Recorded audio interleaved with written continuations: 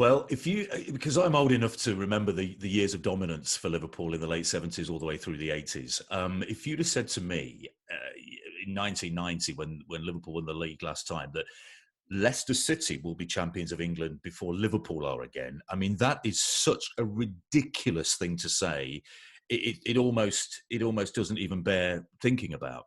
But it happened, and I remember the day. It was very special. I got there early onto the gantry because I wanted to settle down. It'd been an emotional week. I commentated on the game, the Battle of Stamford Bridge, when Eden Hazard curled in the equaliser against Spurs, which won the title for Leicester. And it wasn't a situation where, as a Leicester supporter and the wider fan base, I think they just wanted it done, whether it was at home, because I think Vardy was suspended. I think Drinkwater was suspended. Huth was suspended. Suddenly, the players were dropping a little bit and they still needed points to get over the line. So Everton were the opponents that day. It had already been sorted. The relief was there. And I remember getting there early, and Andrea Bocelli came out onto the stage in the middle of the KP Stadium. And being Italian, I think he got in touch with Claudio Ranieri, and he was so touched and moved by the whole story of the 5,000 to 1 underdog Foxes winning the Premier League title under an Italian manager that he got in touch with Claudio and wanted to be involved on the day. So Bocelli came out about an hour and a half before the kickoff, and he rehearsed Nessun Dorma, and I forget the name of the other tune. Now's the time to say goodbye, I think it was. And he rehearses like he performs. So there were like 3 stewards and me watching Andrea Bocelli sing Nessun Dorma.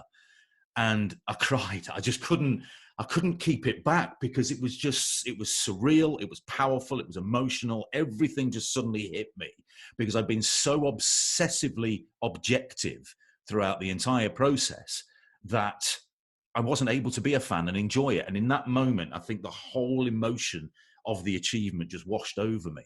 And I was in bits. And I was glad to get that out of the way, Matt, because had that happened during the presentation, that wouldn't have been the most professional moment of my life. So that part of it was great. And then I was able to sort of just be objectively delighted for Leicester City and journalistically, what a story that a 5,000 to 1 team, who had only just avoided relegation the season before, win the Premier League title. So it was a very special day. And yes, it's a shame that Liverpool fans won't be there, but I get the sense that it won't be the last title, and that the next title, as and when it comes, will be celebrated like the first one.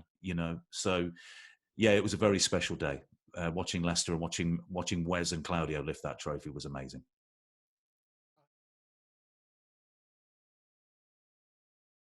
It's an interesting experience, and I've kind of found the sweet spot in my career, really, because I've always been obsessed with America. Always wanted to live there. Went over for the first time age 13 on my own to Chicago. I've got family there, and went to a Bears game and a Cubs game and just absolutely loved it. So as soon as my A-levels finished, I went straight across there for 6 months, traveled around the country. It's just always been in my blood, really. So when an opportunity came to leave the BBC and join the Seattle Sounders as the voice of their club, if you like, the play-by-play voice of the Sounders, I took it. And because I'd done the research and I realized what a big club they were, they got average crowds of 40-odd thousand, they had the money behind them. They were like an NFL team in Major League Soccer. And that was 2 great years. And then NBC bought the rights to MLS. So I went across to NBC, which was fantastic. And then, of course, we bought the rights to the Premier League. And I'd spent, all these years trying to get out of England and get to America. And then all of a sudden I've been asked if I want to go home. But it was such a brilliant opportunity. And it's been absolutely amazing. And we've seen some great stories. Our time with the rights has coincided with, I'm sure this has pleased you greatly, Matt, and your listeners, that Man United's demise.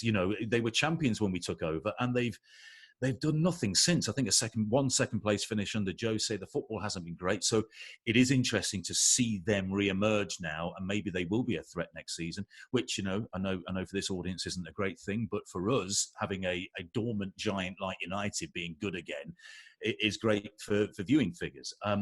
But Liverpool have such a vast fan base across America and across the world, and we know that the owners are watching us. So every time that we're doing a pitchside desk and John Henry is around, he gets Matt McCann, who Matt is fantastic, one of the best press men in the Premier League, if not the best. And he insists that Matt brings him to the pitchside desk so he can say thanks to Graham, to Lee, myself for the coverage. We're just like, wow, okay, well, we're just doing our bit. We're certainly not cheerleading for Liverpool, but I think we are reflecting what is a brilliant football club and a brilliant team.